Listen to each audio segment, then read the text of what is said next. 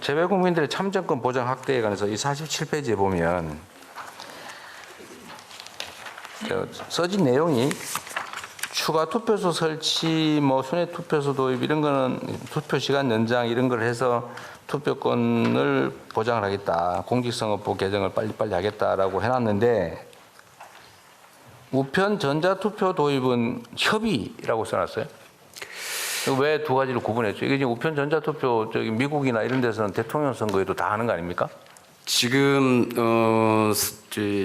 OECD 38개국 중에서 28개 국가가 우편 투표를 네. 도입을 하고 있는데요. 지금 우리 같은 경우에는 이 부분을 도입하는 데 있어서 지금 그동안에 몇 차례 중앙선관위하고 국회하고 몇 차례 협의를 했는데 이제 우려를 제기하는 그 재외 국민들이 투표 못하게 하는 게 목표인 집단이 있어서 그러죠. 아마 우선 그 선관위에서 한번 그 우편 투표를 했을 경우에 회수율, 그러니까 각 국마다 우편 제도가 틀리기 때문에 한 나라면은 거기에 맞춰서 설계가 되면 되는데요.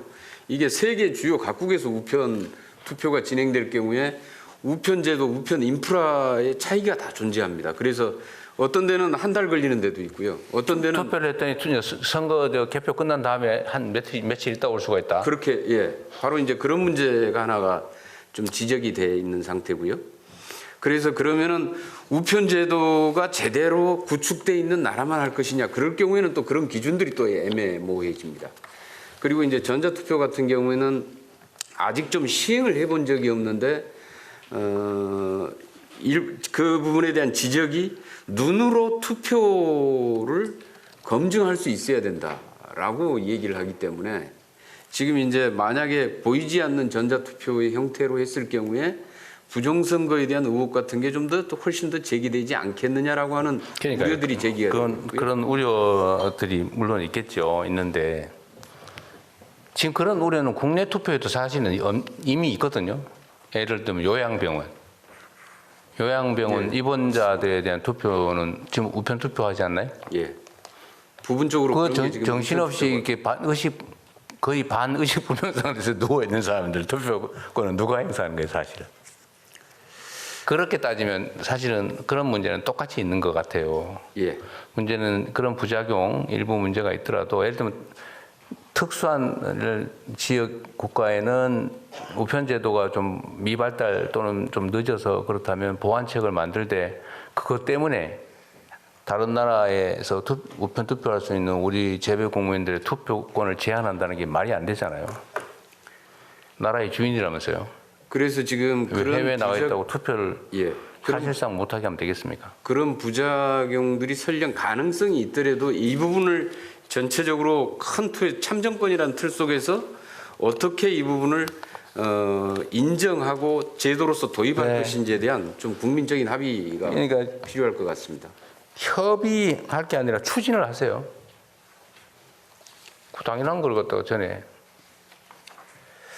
우편 전자투표 등 가능한 참정권 확대 방안을 지금 국회 법안도 발의가 되어 있는 상태고요. 국회에서 지금 심의도 이루어지고 있습니다. 논의를 이렇게 재외동포청이 너무 소극적으로 응하고 있는 느낌이 아니요, 동포청은 굉장히 적극적으로 하고 있습니다. 근데 분류는 아닌데요. 위에는 입법 추진 써놓고 밑에는 협의 이래서 나서 내가 하는 거예요. 왜 분류하지 마세요? 동포청은 일단 동포의 요구들이 동포사의 요구가 워낙 강력하기 때문에 동포청은 굉장히 강력하게 추진을 하는데 강력하게 하세요. 그러면. 동포청이 힘이 별로 좀 없어서. 자, 동포 전담 영사를 도입하자는 얘기도 있는데 영사는 원래 동포 전담 아니에요?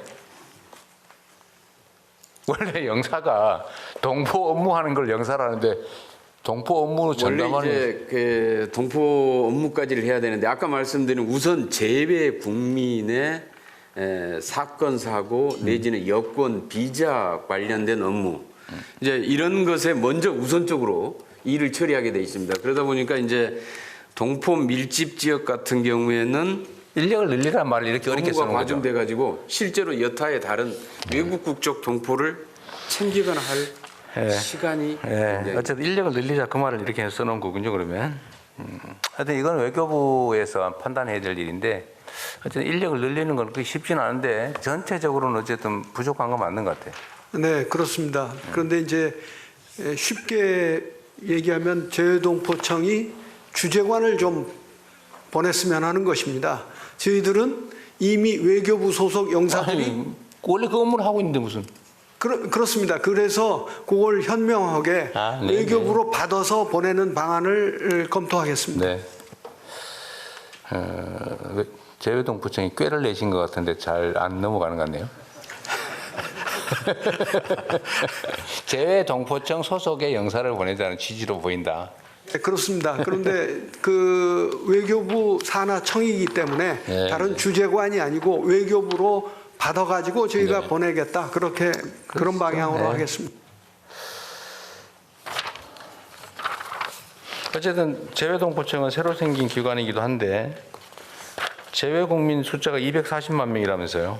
네, 247만. 그러니까요. 거기에 그 엄청난 수의 대한민국 국내로 따지면은 한 개 큰 도 규모의 국민들이 해외에 있는데 이분들한테 투표하면 20만 명밖에 투표 안 하고 그러죠. 10분의 1도 안 하죠. 예. 그 말이 안 되지 않습니까?